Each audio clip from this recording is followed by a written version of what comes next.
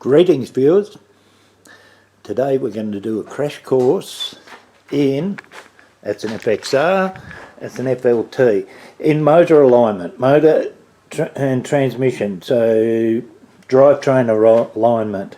Because it's a rubber mounted thing, it's adjustable and everything has to be in a straight line. I'll do it quickly.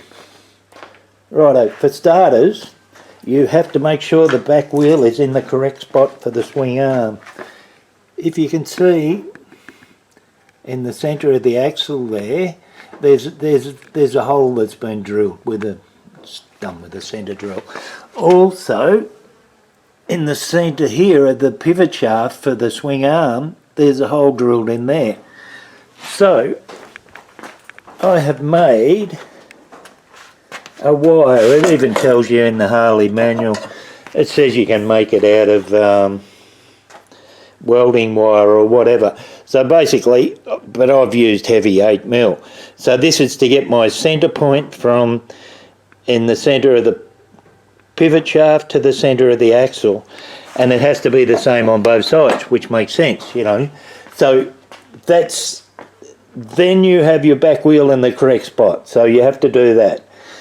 How you do that, you need to figure it out. Then you have to get the front and the back wheel in a straight line with each other. So to do this, you run a straight edge beside the wheel. You can see I've used a rusty old bit of angle iron here, and it goes all the way to the back wheel. I've used a bit of wood to space it out from the wheel, but the wheel's hard up against that bit of wood, and there's the same size bit of wood at the rear wheel as well, with the angle iron, with the angle iron up against it. And trust me, I have no gaps. I have adjusted this already.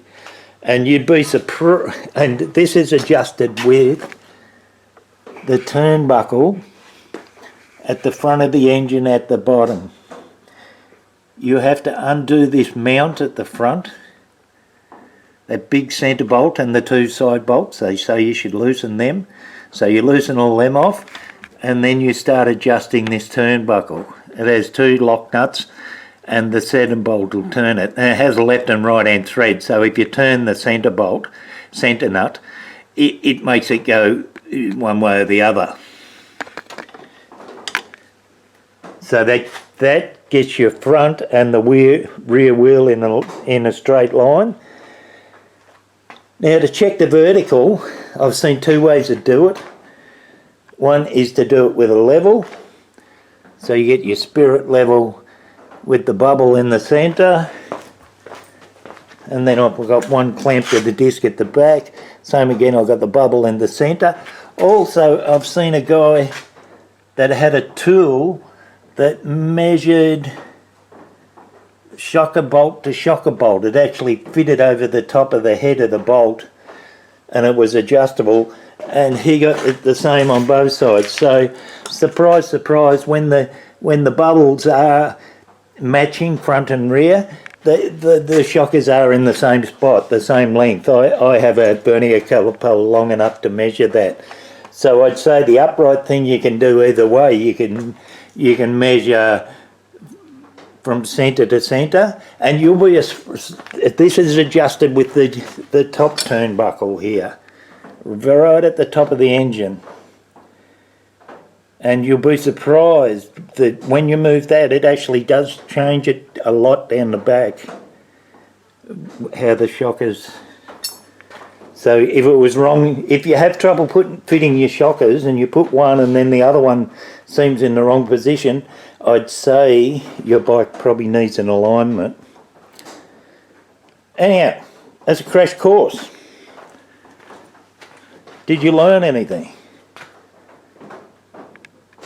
Alright, give me a like, give me a subscribe, tell me what a good bloke, tell me my mum was right, I am good looking and smart, and Actually, I've done a survey. All my viewers are the smartest, best looking, best bike riders out.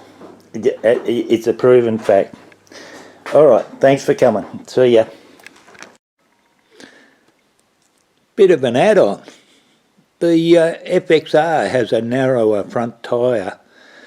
On the FLT you can put a straight edge straight down the side and the tyres are the same width, so it works. But on an FXR, because the front tyre's narrower, you have to use straight edge on both sides and get the gaps the same. But you're watching my video and you're clever, you would have figured that out anyway. Thanks for coming. Bye.